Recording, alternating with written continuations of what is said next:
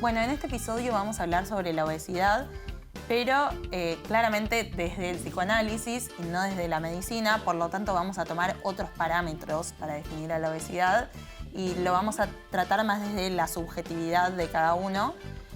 Y por lo tanto, lo primero que te voy a preguntar es cómo se define la obesidad en el psicoanálisis y si tiene que ver estrictamente con el peso o se ponen en juego otros factores también. Sí, nos diferenciamos en principio del tema médico, que, bueno, lo orgánico, el sobrepeso, el tema de la salud, la masa corporal, factores de riesgo, todo eso se lo dejamos al médico. En todo caso, el paciente consultará. Nosotros nos vamos a ocupar más de la variable subjetiva, la relación con el cuerpo y con el comer, qué función cumple en cada caso, porque no hay un universal de la obesidad. Y si en lo subjetivo hay algo de eso que se hace sintomático, si es un síntoma, si produce malestar, si hay algo de eso que no molesta o hay algo que empieza a resultar como algo que se quiere cambiar. Y cuando decís se quiere cambiar, ¿en qué sentido vendría esto? ¿A qué viene? ¿Cambiar en el sentido de está mal, de es feo o está mal en relación a la salud? Bueno, puede ser una cuestión de esa persona plantearse que le hace mal en relación a la salud y que no se había planteado y hasta ese momento no se cuidaba. Y en relación a lo estético, el analista prescinde de cualquier ideal estético. Eso es la persona, cómo se sienta con su cuerpo y qué le pasa con eso, ¿no? O sea, nosotros nos abstenemos de nuestras propias opiniones, ¿no? No se trabaja desde un lugar estético, desde la patologización, digamos. No, de ninguna manera. En todo caso, si a una persona eso le molesta, ¿no? Le molesta su cuerpo así, habrá que ver por qué y qué quiere decir para esa persona y qué quiere hacer con eso, ¿no? Ok, tiene mucho que ver entonces, no solo con lo estético, sino con la relación que se tiene con la comida. Digo, porque en otros capítulos que estuvimos viendo anorexia y bulimia, hablamos de una relación con la comida, bueno, con la comensalidad. Entonces, en este episodio, digo, estaríamos retomando una relación con la comida, otra relación distinta, pero tiene que ver una forma de comportarse con la comida. Y en este sentido, ¿tiene algo que ver la obesidad con la anorexia y la bulimia? Digamos, tanto en la obesidad como en la anorexia y la bulimia estamos destacando algo de la relación con el cuerpo y la comida, ¿no? Pero encontramos cuestiones muy diferentes. Una cuestión es, por ejemplo, no hay más mujeres que hombres obesos, ¿no? Como así decíamos el 90%, ¿no? A diferencia entre el 90 y el 10% que hay en la anorexia y bulimia, ¿no? De mujeres. De mujeres, sí. Acá está mucho más repartido, no hay alguna diferencia específica ahí. Lo que se ubica muchas veces en relación a la comida es una satisfacción autoerótica y compulsiva, ¿no? Compulsiva, inmediata, ir a la satisfacción ya por la vía de la comida. La comida podríamos decir que no es cualquier cosa, que la función nutricia, alimenticia, ahí es la primera forma de satisfacción. Es la primera forma de contactarse con el otro, con la madre, ¿no? Ahora, en esto que decías de la comensalidad, a diferencia de la anorexia y la bulimia, hay participación en el banquete, no está rota la comensalidad, hay un comer con el otro, no hay rechazo a la comida como si la comida fuera un enemigo. Y si hay atracones, puede haber desde el lado de lo mucho, no puedo parar de comer, mucha dificultad para detenerse, pero no comer como se puede llegar en la bulimia, comer lo congelado, cualquier cosa, lo que no gusta, ni la purga, ¿no? Entonces, tampoco está esta dimensión de la imagen de verse siempre gordo, ¿no? O con kilos de más. No hay esta dimensión de que hay algo de más en el cuerpo. Más bien es esta satisfacción inmediata, ¿no? Y a veces de la que produce malestar por no poder detenerse, ¿no? No poder decir hasta acá, ya está. En ese sentido es compulsiva, digamos. Sí, en ese sentido esta compulsión. ¿Y autoerótica en qué sentido sería? Autoerótica quizás tomaría más tiempo explicarlo, pero lo podría decir en principio en una dimensión que, por ejemplo, algo falló en un encuentro con el otro, algo se frustró de un trabajo, bueno, y es enseguida ir a taparlo, taponar eso angustioso, ¿no? Con la comida, ¿no? Entonces, esa relación propia con la comida, ¿no? De en ese momento ir a satisfacerse con algo, entrar en ese circuito de satisfacción. Claro, que es autoerótico porque se satisface esa persona misma sola con la comida, no necesita de un otro, digamos. Sí, no necesita de un otro, pero tiene esta cuestión de no disfrutarse al haber, ¿no? De parte de esa persona, decir, fue un exceso, ¿no? Y que en cierto momento puede decir, lo hice porque estaba angustiado, ¿no? Quizás lo puede decir. ¿Un atracón, por ejemplo, decís? Por ejemplo, ¿no? Lo hice porque me sentía mal por otra cosa, o porque me rechazó alguien, o porque... Claro. O sea, estoy angustiado y voy como empiezo a comer como para... como Sí. su calmante, digamos. Sí, sí, sí, como si fuera una satisfacción inmediata que sustituye esto, ¿no?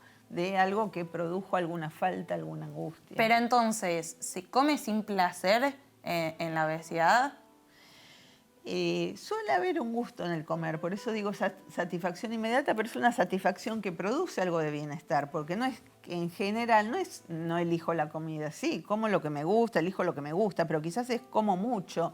No es como, por ejemplo, en la anorexia, la bulimia, que a veces diseccionan la comida, separan esto sí, esto no, o que comen sin ningún condimento, sin ningún aditivo. No, en general hay todo un placer y está toda esta envoltura de la comida en una cuestión festiva. Pero está lo inmediato, ¿no? Está ese placer efímero que después se vuelve displacer, porque al ser taponar la angustia o la frustración rápidamente, produce una satisfacción rápida de la que le sigue muchas veces un displacer. ¿Con qué tiene que ver ese displacer, digamos? Comí de más, me llené de más, hasta que me duele la panza, después no me gusta cómo me queda la ropa, ¿por qué no puedo hacer otra cosa? Hablar en vez de comer todo, ¿no? Es algo que lo que produce por un lado placer, por otro lado trae un displacer. ¿Y cómo sería la comensalidad en estos casos? O sea, ¿disfrutan de comer con otros? Porque en la anorexia y bulimia habíamos hablado de que bueno, les gustaba comer solas, los casos que habíamos visto, y en la obesidad, si es que disfrutan de comer. En la anorexia y la bulimia te diría, más que les gusta comer solos, no pueden comer con el otro, ¿no? Claro. Hay una ruptura de la comensalidad. Acá no hay una ruptura de la comensalidad, ¿no? Se come con el otro y también están los episodios donde se come más autoeróticamente, ¿no? En esto de solos con la comida en algún momento donde se usa de tapón para no enfrentarse a alguna otra cuestión que tiene que ver con el deseo.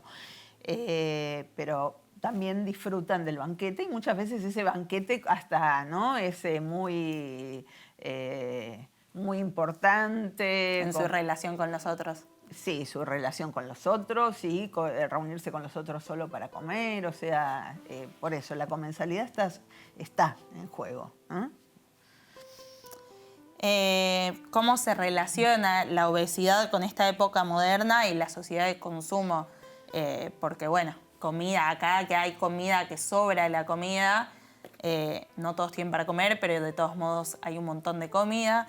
¿Es algo de esta época o existía antes también? ¿Cómo se relaciona con la modernidad? Digamos que está mucho más en juego la obesidad en los países capitalistas, en los países con un buen... Bueno, capitalistas ya sería... Ya estamos hablando de esta época, pero capitalista en tanto países que tienen excesos, ¿no? de alimentación, es decir... No, países más desarrollados, digamos. Más desarrollados, no carentes de comida. Claro. ¿No? Sí, sí. Por ejemplo, bueno, en Estados Unidos es como que dicen, es una epidemia, ¿no?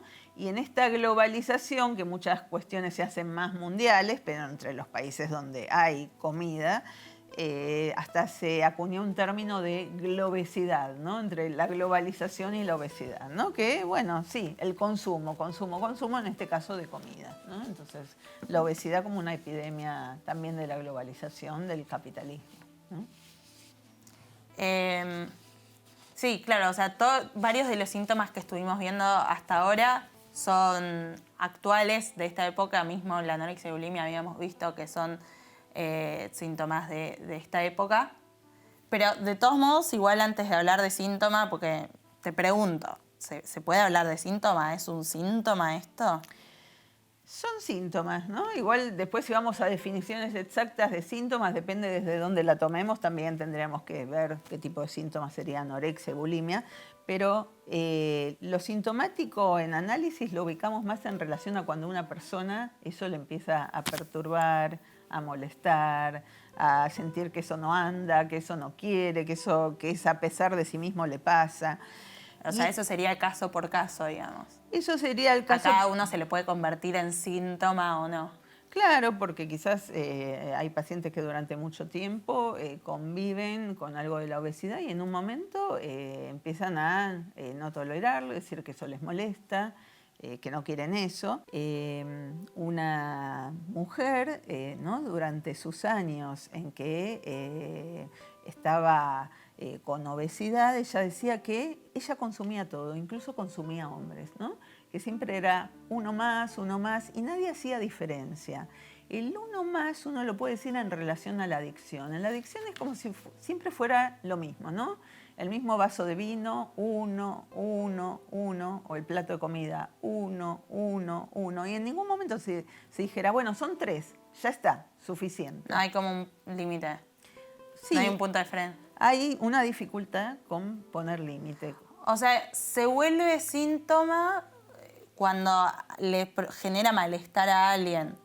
O sea, no es que podría decirse siempre es un síntoma. No, porque quizás desde la medicina sí, pero desde el psicoanálisis, ¿no? En todo caso lo vamos a tomar cuando eso se vuelve malestar, cuando eso es algo que le hace mal o que lo quiere cambiar, ¿no?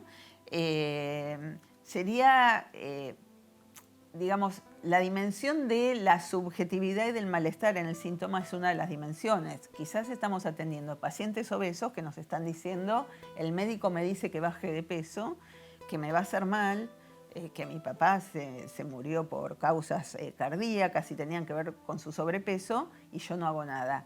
Bueno, ahí quizás, ahí también lo trae de una manera para que se pueda sintomatizar eso, es decir, bueno, ¿por qué esto no está siendo problema? ¿Por qué se sigue sosteniendo esto si esto hace mal al cuerpo? Claro, sí, sí. ¿No? Entonces, se verá de qué modo y qué hilo se mueve para traer esto, para sintomatizarlo, lo que quizás para la medicina ya es un síntoma, ¿no? Pero para que haga algún problema y haya algo de eso, ¿no? Que se quiera cuestionar, preguntar qué pasa ahí. Entonces... Sí, pero tal vez la medicina tiene que ver con unos parámetros más generales o más estándar y acá se ve como en el caso por caso, digamos, subjetivo de por qué a tal persona le provoca malestar y qué es lo que desata ese malestar también.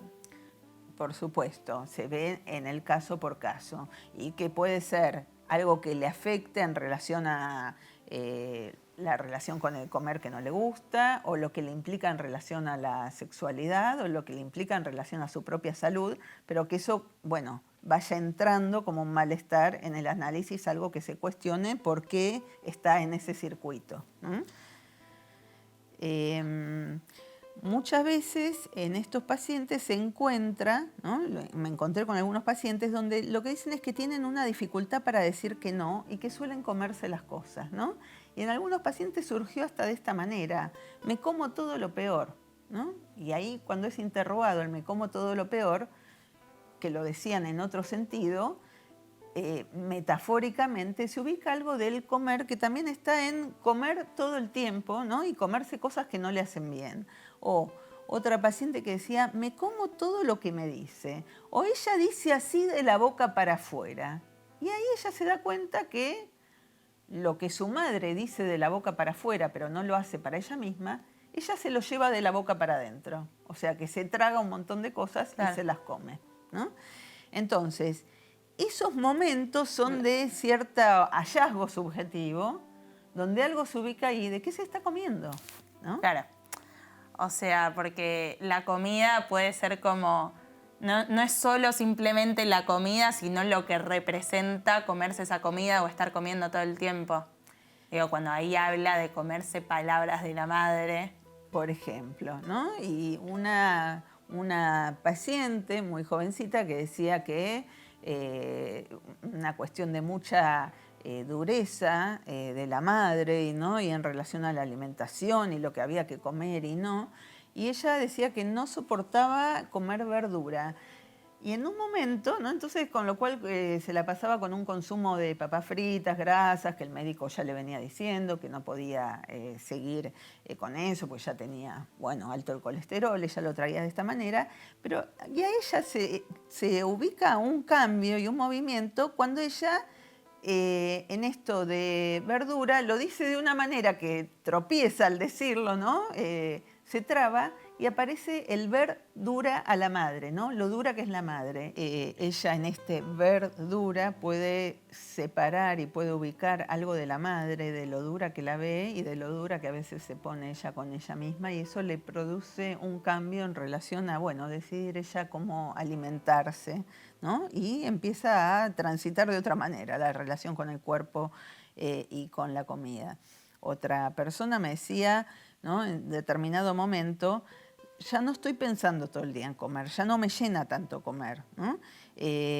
O cuando cuando me separo de una pareja, ya no lo lleno con comida inmediatamente como ahora me doy cuenta que lo hacía antes. Entonces tiene otro registro de su malestar y otras posibilidades de hacer con eso.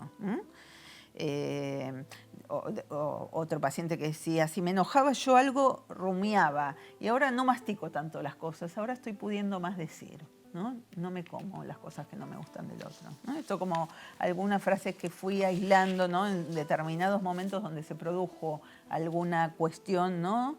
Subjetiva de escucharse y poder, bueno, hacer un movimiento en eso.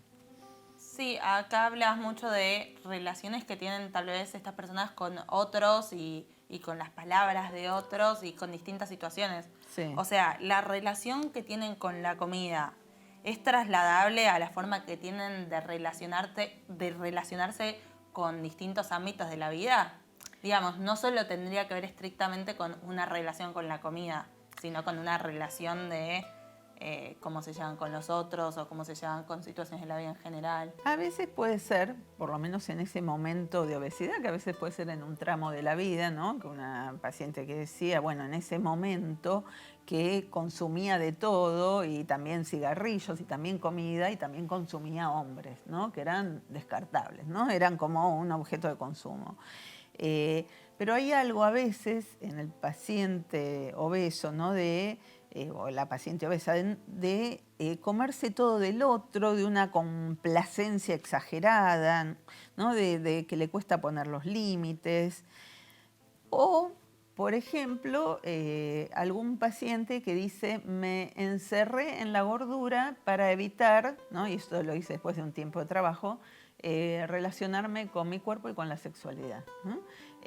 Me quedé tan mal de una relación que yo decía, hasta que no adelgace no salgo, ¿no? Como algo que se imponía ella misma, ¿no?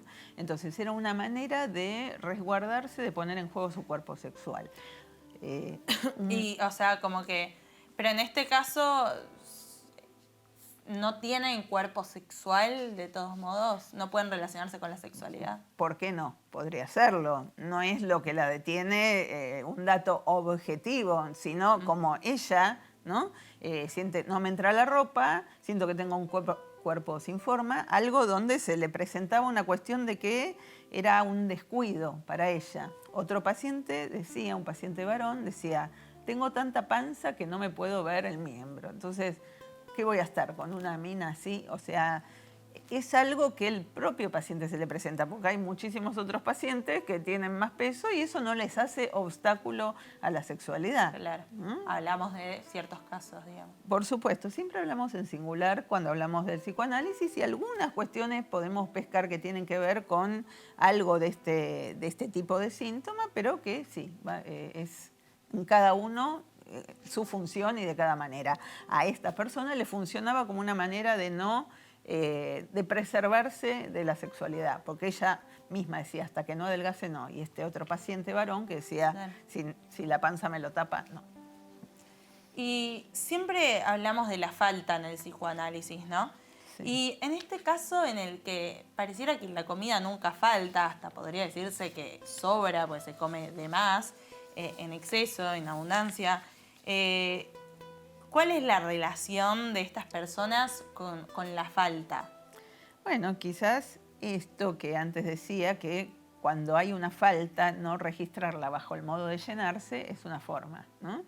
O sea, satisfacerla inmediatamente llenándose la Claro. boca es una forma de no contactarse con la falta. Y quizás en otro momento, ya cuando no está en ese momento, preguntarse, no voy directo ya a la heladera, pienso, pero ¿qué me está molestando? Y poder pasar el registro por otro lado y no ir a esa satisfacción inmediata. Y tolerar algo de esa falta y hacer otra cosa. ¿Mm? Cruzarse con la angustia, con el deseo, encontrarse. Sí, sí, sí. Y si es atravesar un dolor y tiene que atravesar algo que le duele, y bueno, y sí, y tramitarlo, ¿no? Por ejemplo, ¿no? Y bueno, para ir cerrando, me gustaría preguntarle la pregunta del millón tal vez, pero ¿cómo se soluciona en los casos, si es que se puede hablar de una solución, ¿no? Pero en los casos en los que producen malestar, la obesidad y cuando se vuelve síntoma, ¿cómo se arregla o cómo se sale de eso? Existen también las cirugías bariátricas que son para bajar de peso. Se podría pensar que eso sirve. Igual eso, nada, desde un lado más de la medicina. Pero Claro, eso les achica el estómago, pero si no se hace una operación que limite ese goce autoerótico desde otro lugar, desde un lugar de trabajo, probablemente eso pueda fracasar. De hecho, hay muchos casos donde vienen pacientes donde se hicieron la bariátrica, pero no modificaron nada de su goce en de su relación. relación con la comida. Exactamente. Y la solución siempre es uno por uno, cada uno hace su arreglo en Claro, en relación. el psicoanálisis se trata de esa lista.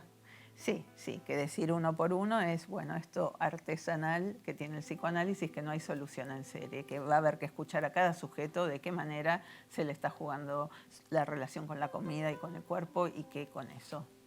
En ese caso, y que vamos a prescindir, nuevamente lo digo, de cualquier ideal, incluso de la medicina, porque lo que tiene que decir el médico lo dirá el médico, no nosotros, y de cualquier ideal de delgadez, que no está en juego eso, sino, bueno, el malestar que puede haber en esa relación con la comida y con el cuerpo, bueno, tratarla si da sufrimiento.